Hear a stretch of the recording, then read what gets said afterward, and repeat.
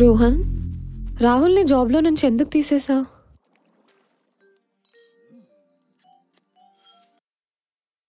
రోహన్, నిన్నే అడుగుతున్నా, రాహుల్ని జాబ్లో నుంచి ఎందుకు తీసేశావు? ఆ టాపిక్ వదిలే. అసలు ఏం జరిగింది? వదిలేయమని చెప్పాను కదా. నాకు చెప్పకుండా ఎందుకు పంపించావు? నువ్వేమైనా అన్నీ నాకు చెప్తున్నావా? నీ కాలేజీలో లవ్ స్టోరీ ఉందని నాకు చెప్పావా?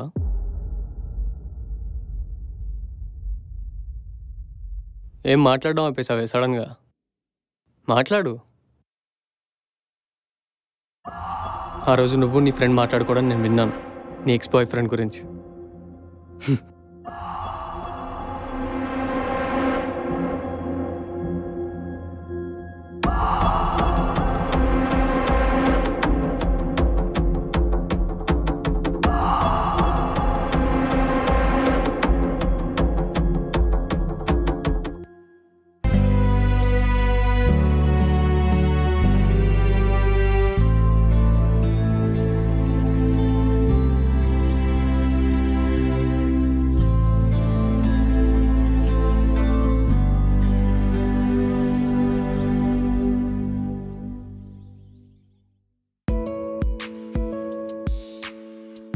హాయ్. హాయ్. ఏంటి నిన్న కాలేజ్కి రాలేదు? నాకు పెళ్లి సెట్ అయిందే. ఎవడే పాపం అభాగ్యుడు. రేయ్, ఓకే. కంగ్రాట్స్. ఏంటి ఇంత సడన్ గా? నిన్న పెళ్లి చూపులు. అబ్బాయికి నేను నచ్చేసానంట. అమ్మ నాన్న ఎందుకు అవుతారు? ఇంట్లో అంతా పెళ్లి హడావిడి. పెళ్లికల వచ్చేసిందే బాలా, మా పల్లవికి పెళ్లికల వచ్చేసిందే బాలా. అబ్బ సిగ్గు. అలా హడావిడి చేసే పేరెంట్స్ ఉండడానికి కూడా అదృష్టం ఉండాలి. సరే, ఇంతకీ పెళ్ళెప్పుడు? ఎగ్జామ్స్ తర్వాత. మీ అమ్మాయిలు భలే సడన్ గా పెళ్లి చేసుకుంటారు. అదే మేమైతే జాబ్ రావాలి, సెటిల్ అవ్వాలి, ఇవన్నీ అయ్యేసరికి 40 ఏళ్ళు వస్తాయి. అది మా అదృష్టం రా, అమ్మాయిగా పుట్టడం. ఇదిగో గీతిక కూడా ఏదో ఒక రోజు ఇలానే సడన్ గా చెప్పేస్తుంది. నేనా? దానికంటే పేరెంట్స్ ఉన్నారు, అబ్బాయిని చూడ్డానికి, పెళ్లి చేయడానికి. నాకెవరున్నారు? నన్నెవరు పెళ్లి చేసుకుంటారు? స్టడీస్ అయిపోయి మంచి జాబ్ వచ్చి హ్యాపీగా బ్రతికేస్తే చాలు, అదే నాకు ఎక్కువ. ఏ గీతిక, నీకు కూడా ఎవరో ఒకటి రాసి పెట్టుంటాడు లేవే. టైం వచ్చినప్పుడు వాడే నేను వెతుక్కుంటూ వస్తాడు. ఏమోనే, నాకైతే నా అదృష్టం మీద నమ్మకం లేదు. ఒక జాబ్ ఇంటర్వ్యూ కోసం వెళ్ళడానికి డబ్బులు లేక 2 days నుండి ఏం చేయాలో అర్థం కాక పిచ్చెక్కిపోతుంది. ఇంటర్వ్యూనా? హైదరాబాద్లో రోహన్ కన్స్ట్రక్షన్స్ కంపెనీలో జాబ్ వేకెన్సీ ఉందంట. ఫ్రెషర్స్ కావాలని పేపర్లో వేశారు. ఆ జాబ్ కోసం అప్లై చేయాలని అనుకున్నా, కానీ వెళ్ళడానికి డబ్బులు లేవు. ఎంత అవుతుంది? బస్ టికెట్స్, ఆటో ఛార్జెస్ అన్నీ కలిపి ఒక 5000. ఇంటర్వ్యూ ఎప్పుడు? ఎల్లుండి, రేపు నైట్ బయలుదేరాలి. నేను మా నాన్న అడిగి ట్రై చేస్తానే, నువ్వేం టెన్షన్ పడకు. అయ్యో పర్లేదే, ఈ ఇంటర్వ్యూ కాకపోతే వేరే ఇంటర్వ్యూ. నువ్వేం టెన్షన్ పడకలే, నేను ఏదోలా చేసి నేను ఇంటర్వ్యూకి పంపిస్తా, ఓకేనా? థ్యాంక్స్ పల్లవి.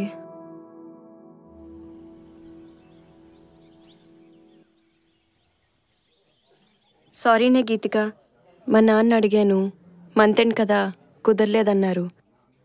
సారీనే, ఏం చేయలేకపోయాను. పర్లేదు లేవే, నువ్వు నా కోసం ఇంతలా ట్రై చేసావు, అదే చాలు. రాహుల్, ఇంత డబ్బు నీకెక్కడిది? అవన్నీ నీకెందుకు? నువ్వు ఫస్ట్ ఇంటర్వ్యూకి రెడీ అవ్వు. నువ్వు కాలేజీలో జాయిన్ అయిన ఫస్ట్ డేనే చెప్పాం కదా నీకు మేమిద్దరం ఉన్నామని. డబ్బు దొరికేసింది కదా, ఇప్పుడు ఇంటర్వ్యూ మీద కాన్సన్ట్రేట్ చేయి. Thank you Rahul. ఓకే.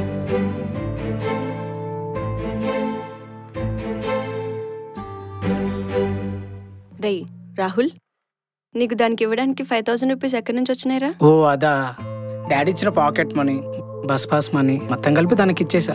నీకు 1 month ఎలా రా? దేవుడిచ్చిన కాళ్ళు ఉన్నాయి కదా, నడుచుకుంటూ వెళ్ళడమే. దూరం కదరా.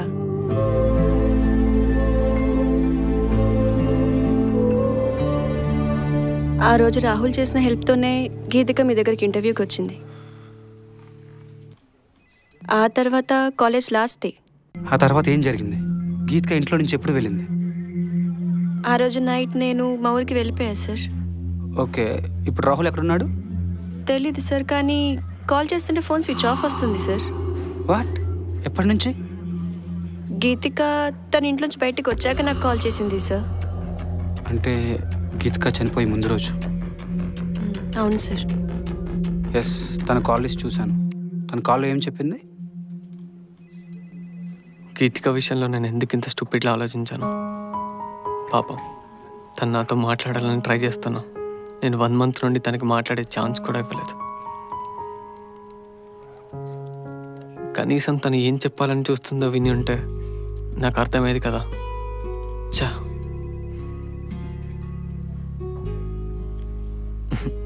ఫోన్లో వద్దులే, డైరెక్ట్గా మాట్లాడదాం.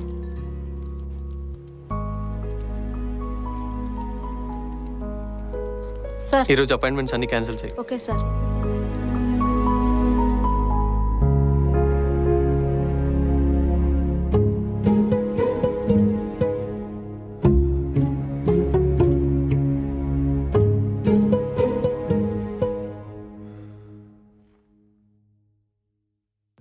గీతు, సారీ రా. గీతు, సారీ మా. నేను చేసిన తప్పే. నా తప్పు నాకు అర్థమైంది.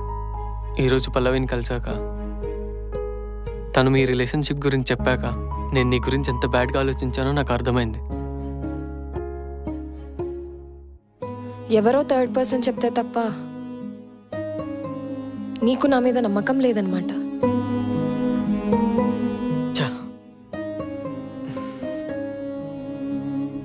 అలా కాదు గీతు. ఈ 1 month లో ఒక్కసారైనా పాజిటివ్గా ఆలోచిస్తావేమో అని, నాకు మాట్లాడే అవకాశం ఇస్తావేమో అని పిచ్చి దానిలా నీకోసం ఎదురు చూస్తూ ఉన్నా. గీతు, గీతు, ఆగు గీతు. అలా కాదు గీతు, ఏదో చిన్న మిస్అండర్స్టాండింగ్ వల్ల అలా జరిగింది. ఈ ఒక్కసారి క్షమించు. నీకు అనుమానం వచ్చే ప్రతిసారి పల్లవి రాదు కదా నిన్ను నమ్మించడానికి. నమ్మకం లేని ప్రేమ ప్రేమే కాదు. గీతు, గీతు, గీతు ప్లీజ్. గీతు, నేను చెప్పేది అర్థం చేసుకో గీతు, ప్లీజ్. గీతు, ఈ ఒక్కసారి నా మాట విను. గీతు, అర్థం చేసుకో గీతు. గీతు,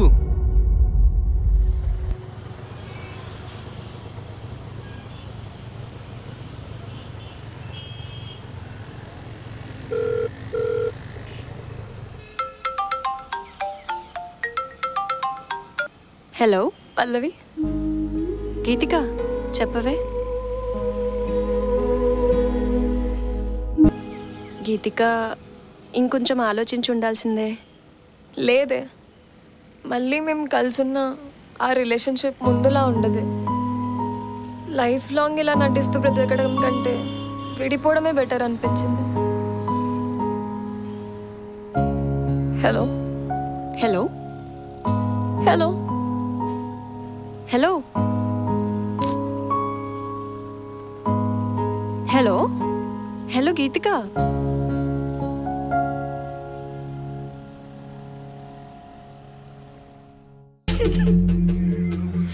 గీతిక లాంటి అమ్మాయికి రాళ్ళు ఎలా చంపాలనిపించిందిరా?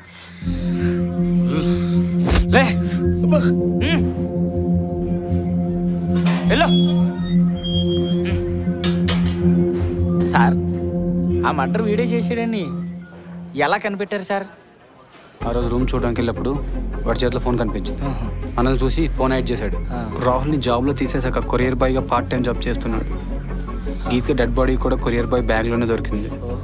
అక్కడ పనిచేస్తున్న వాచ్మ్యాన్ డెడ్ బాడీని పడేయడం చూసి పోలీసులకి ఇన్ఫార్మ్ చేశాడు. ఆ వాచ్మ్యాన్ చెప్పిన హంతకుడి యొక్క పోలికలను చూస్తే రాహుల్తో ఖచ్చితంగా మ్యాచ్ అయ్యాయి. రాహుల్ ఇంటికి వెళ్ళినప్పుడు నేను 3 థింగ్స్ నోట్ చేశాను. పాయింట్ నెంబర్ 1, మనల్ని చూసి ఫోన్ ఇమ్మీడియట్గా దాచేశాడు. వై?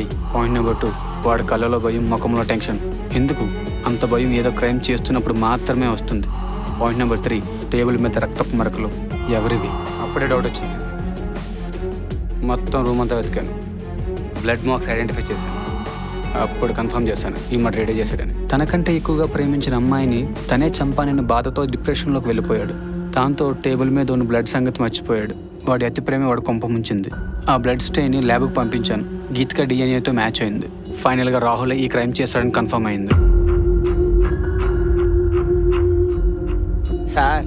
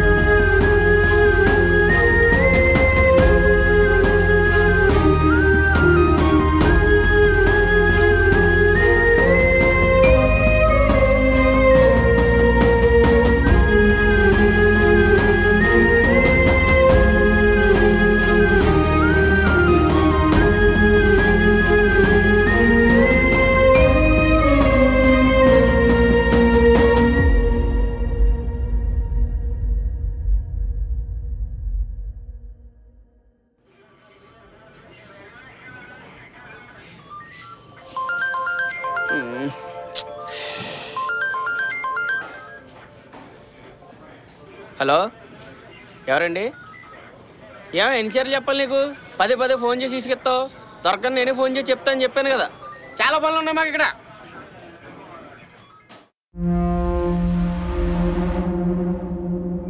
హలో, ఏమండి, నేను రాముని. అదే మొన్న వచ్చాం కదండి సైట్ గురించి మాట్లాడడానికి. చూసాం కదా ఒకటి. సరే అండి, అది మనం తీసుకుందాం అండి. ఆ రిజిస్ట్రేషన్ ఏర్పాట్లు అవి చేయండి, నేను వస్తున్నాను. సరే అండి. అంత దూరం వద్దండి, మనం దగ్గరలోనే చేసుకుందాం అని చెప్పాం కదా. ముందు రిజిస్ట్రేషన్ ఏర్పాట్లు అండి మీరు చేయండి. ఏమంటే అంతానికి పెట్టేశారు? డబ్బుల గురించి ఏమన్నా ఆలోచిస్తున్నారేంటి మీరు? ముందు ఆ ఏర్పాట్లు ఏవో చూడండి. సరే నేను మళ్ళీ చేస్తాను, పెట్టి